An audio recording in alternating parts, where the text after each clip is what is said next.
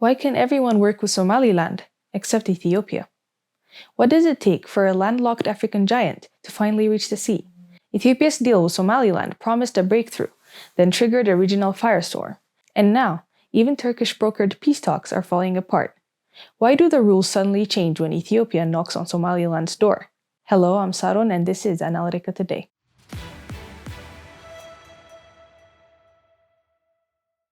Back in January of 2024, Ethiopia and Somaliland signed a deal that should have been historic. Ethiopia, in exchange for sea access through Berbera, would recognize Somaliland's independence. The ink was barely dry before the region erupted. Somalia denounced it as a violation of sovereignty. Egypt and Eritrea joined the chorus and global powers weighed in. Almost a year later, under Turkey's mediation, Ethiopia and Somalia tried to negotiate a path forward. Today, both the port deal and the Turkish-brokered talks are on life support, and the Horn of Africa is as tense as ever. So why are these two deals stuck? What's behind the double standards? And what's really at stake? Let's break it down. Ethiopia's problem is simple. It's the world's most populous landlocked country and relies on Djibouti for over 95% of its imports and exports. Sea access means economic lifeline. Enter Somaliland, a breakaway region unrecognized since it declared independence in 1991, but stable, relatively democratic, and home to Berbera port. Ethiopia's January 2024 MOU promised mutual benefit. Ethiopia would get a 19-kilometer stretch of coastline and a stake in Berbera. Somaliland would receive formal recognition from a major African power.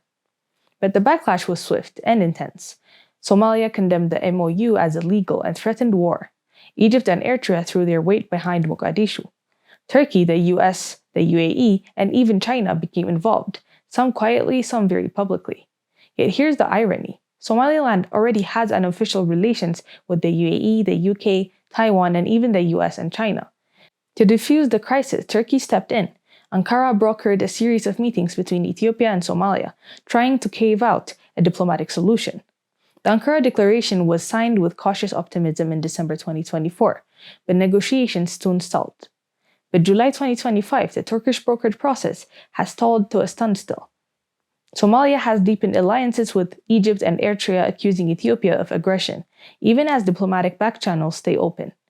Meanwhile, Ethiopia insists it's seeking peaceful access, not conflict. Here's a double standard. The world accepts that the UAE can build a military base in Berbera, that Taiwan can have a trade office in Hargeisa, and that other countries can quietly engage Somaliland for their own interests. But when Ethiopia, a fellow African nation, seeks formal ties and direct access, the region explodes. Why is that? Well, for Egypt, it's about keeping Ethiopia weak and landlocked. For Somalia, it's about defending territorial integrity and political survival. For Turkey, the UAE, and others, it's a chance to play kingmaker in the Red Sea's new great game. So what are the underlying issues keeping these deals frozen? One issue is power and precedent. If Ethiopia recognizes Somaliland, it sets a precedent that could encourage other breakaway regions in Somalia and challenge the status quo of the African Union. Another is security fears. The Red Sea has become a strategic chessboard with Houthi attacks, piracy, and global shipping at stake. Every new deal feels like a move in a much bigger game. There is also mistrust and rivalry. Old wounds between Ethiopia and Egypt, as well as between Ethiopia and Somalia, run deep. Egypt sees both the Nile and the Red Sea as existential, and we use every tool, diplomacy, the military ties, media, to keep Addis in check. And then there is the great power competition. With the US, China, Russia, Iran, the UAE, and Turkey all involved, the Horn is now a stage for global rivalry, as much as local politics. So both the Ethiopia and Somaliland MOU and the Turkish-brokered talks are still at a standstill. No real progress, no real solution, just more tension and a sense that the rules only change when an African country tries to break free. But here's what's really at stake. If Ethiopia is permanently blocked, it's a warning to every rising African nation. Your fate can still be decided by outsiders, old rivalries, and double standards. But if diplomacy succeeds, even with setbacks, it could open the door to a new era of cooperation, regional trade, and African-led solutions. So what happens now? Ethiopia remains determined, but the options are narrowing. Somaliland is caught between opportunity and risk. Somalia, Egypt, and Eritrea have drawn red lines, and Turkey's mediation hangs by a thread.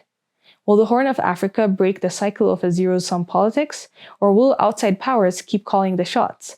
Tell us what you think. Could Ethiopia find a breakthrough, or is the status quo too strong to crack? Let us know in the comments. Don't forget to like, subscribe, and turn on notifications for more stories from the heart of Africa. Thank you for watching.